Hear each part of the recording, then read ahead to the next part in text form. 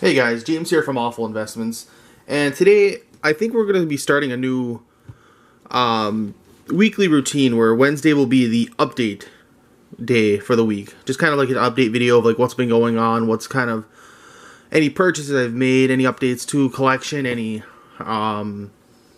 box opening like plans, any of that. I think Wednesday is going to be the new update sort of day, at least as the filming of this. So I wanted to go over a few more cards picked up from Jerry the Flake. So paid about $330 altogether for the cards, and we've got a Ugin the Spirit Dragon promo. Pretty good condition. So all the cards are near mint. We've got the Sunken Ruins Expedition, Verdant Expedition, and a Arid Mesa. So went over roughly just like what Vilas was paying for him, or what could get from actually just Card Kingdom, and just kind of agreed on a price, just kind of make it a done deal and not have to worry about anything. Fantastic deal for me. The Ugin is and the Verdant are by far the two cards I really wanted to be able to get, and I'm glad that we're able to add them to the collection here. As an update to the Iconic Masters boxes, I know I opened two of them on the channel, a third one prior to that. So we had, it was 3 in total, and so I ended up trading some back in for credit. I spent credit to get them, so the cost was about post shipping $600 maybe for all 3. Tax shipping sent here, which this is all part of the like small purchases I've made here and there of like just buying bulk and reselling it, so nothing really major typically. It will refuel itself, but I was able to get back like 100 to 150 immediately just from extra stuff. Although I still got to keep a couple Flusterstorms, Thoughtseize, a foil Thoughtseize, an Avacyn Angel of Hope, Cryptic Command, 2 Horizon Canopies, 2 Aether Vials, and then 2 Mana Drains. So I figure if I wanted to get rid of these, be a quick, what, like 60 to $70 a piece on the drains, the vials anywhere from 20 to 30, canopies another like 50 to 70, depending on how it's fluctuating. Cryptic Command somewhere in 20 to 30, same with Avacyn, easy 20 if not closer to 30. The Thoughtseizes, the foil could be like 40 maybe. I know I can buy listed for 40. I don't know how much people are paying outside of that. The other regular Thoughtseize maybe 10, 15. The Flusterstorms in like that $15, $20 range. So there's that little update. And the last one I had was another little neat collection I picked up from another buddy of mine who had a lot of older cards. And some of my other stuff has been mixed in here, but we've got stuff from what looks to be 3rd edition. I have to go through them. Conditions a little rough on some. Then we have cards from the Dark, which I was very excited for. I've been trying to pick up a lot of older cards when I can, just kind of expand my collection, kind of like see what I can find locally. So, I mean, nothing is noteworthy value in here, really. Nothing like high-end, just kind of like common, uncommon typically. Do have some legends in here. More dark,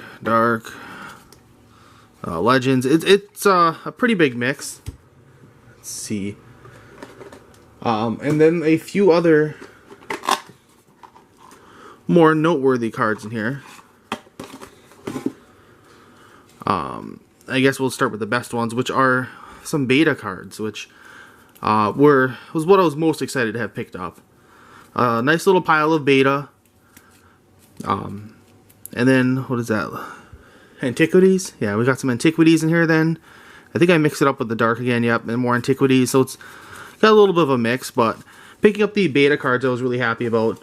I didn't actually own any that I believe. I know I've owned a few of Dark and Antiquities mixed in with other collections. I get like a few cards here or there, but just kind of expanding collection was really nice. And then the last, trying to find the stack here. I think it's over here. The last major update of info. Let's see what I got here. Another pile of random crap. I've been asked a little bit outside of like comments or anything like that about the channel being Awful Investments and that, and kind of like what makes this Awful Investments. I believe first and foremost, it is a running joke to obviously Alpha Investments. Just kind of a funny name because to make fun of that. But I think it's because of all the bad purchases I make. Like, I make a lot of questionable purchases, and I think my favorite one right now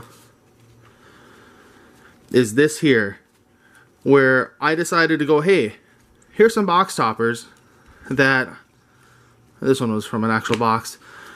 Here's stacks of box toppers I was able to get for under the eBay price by enough where I could just resell them on eBay and get my money back, worst case scenario.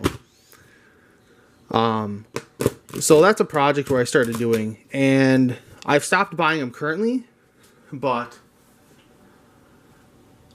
it's a tough call, because that's clearly not the most financially responsible decision I will ever make, buying Lava Claw Reaches and Stirring Wildwood box toppers, especially that quantity. That could be, you know, a couple dual lands, like maybe lower end, 2-3 lower end duels, but instead it's a pile of relatively unplayable.